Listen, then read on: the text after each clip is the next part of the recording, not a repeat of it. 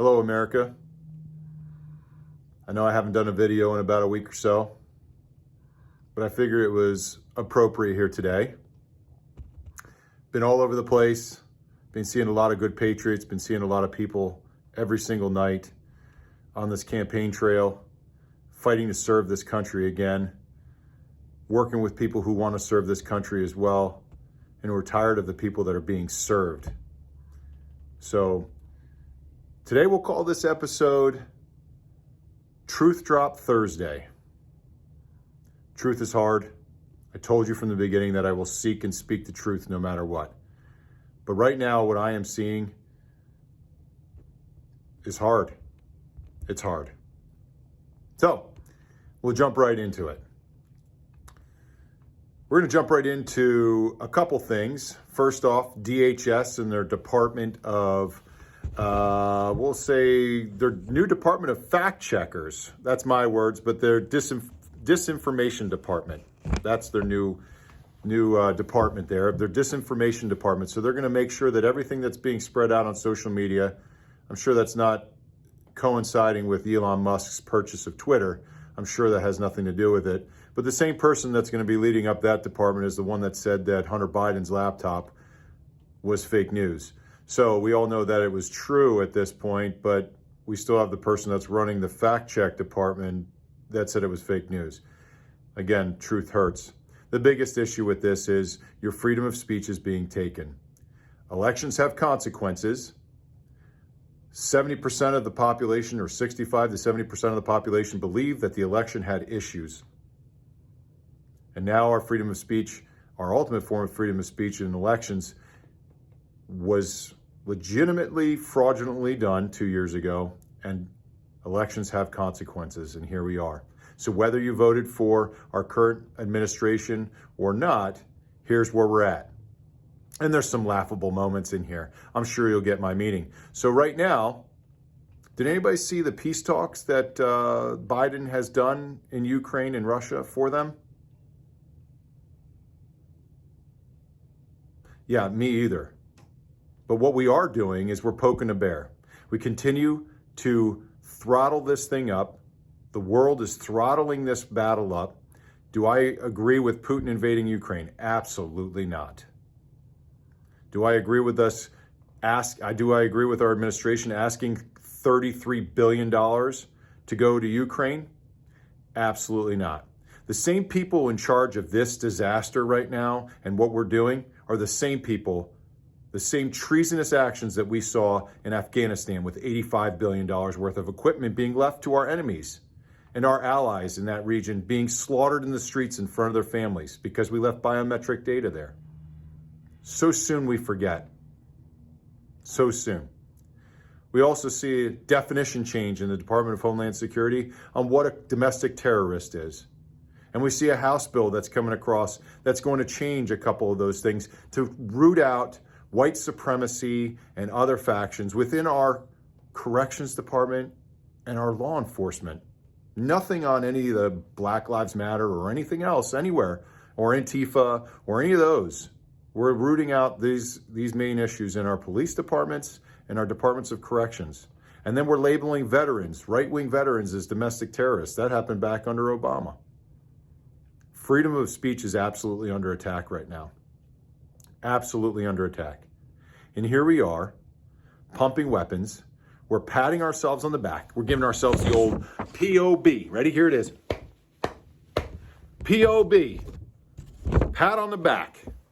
We're giving ourselves the pat on the back right now because yesterday I just saw on an infamous Comcast MSNBC newscast that we are awesome because we gave intel to Ukraine for them to be able to shoot down a Russian transport plane carrying over 100 Russian soldiers.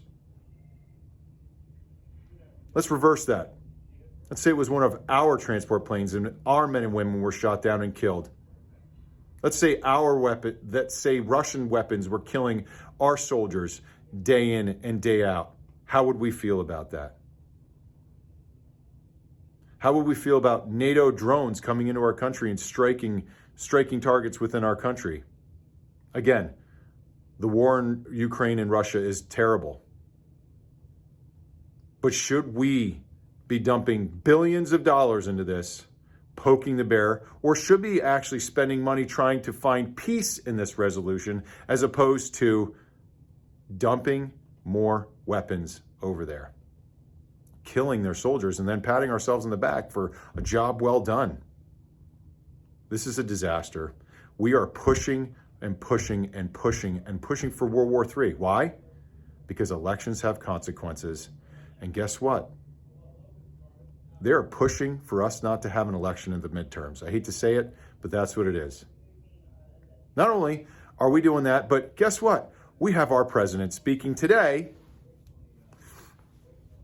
about what we're going to do in Russia as we're asking for $33 billion. That will enhance our underlying effort to accommodate the Russian oligarchs and make sure we take their ill-begotten gains.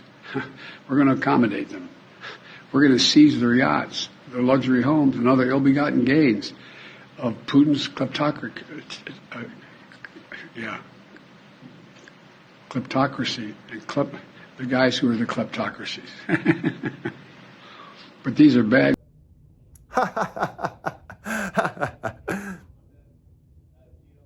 I don't know what's funny about World War III. I don't know what's funny about taking people's money. I don't know what's funny about supplying military weapons. I don't know what's funny about Germany sending in anti-aircraft missiles. I don't know what's funny about all of this. I'm not really sure what's funny, Mr. President. Madam Vice President, why you laugh every time you get asked a question? A friend in need is a friend indeed. GDP is down 1.4%. That's the second quarter in a row. I would say that's a recession.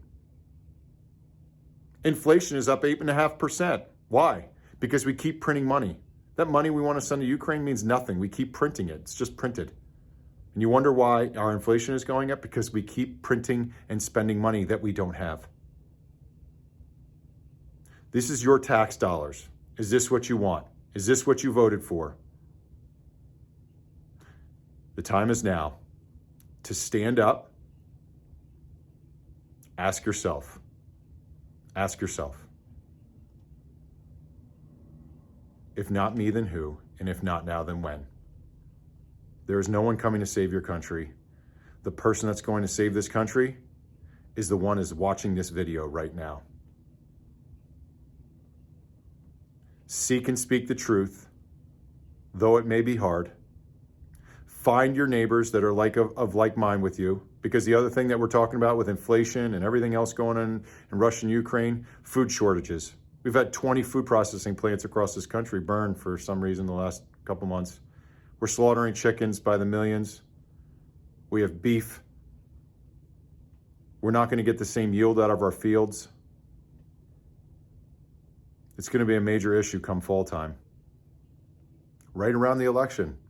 We're pushing for war. We're going to have food shortages. We have inflation out of the realm of possibility. We have a GDP that's down. America, it's going to be okay. You know why? Because we're Americans.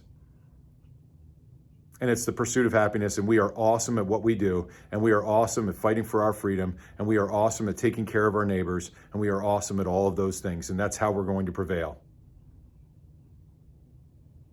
And there's going to be many battles, but we need to stand tall, put on the armor of God, grin into the face of that evil, and fight those battles. And win or lose, we know that we win the war. So stand tall, fight on, and be strong. And we will save our country, and we will be okay, because we know that the war is already won. So God bless you, all of you. God bless America. Have a fantastic day.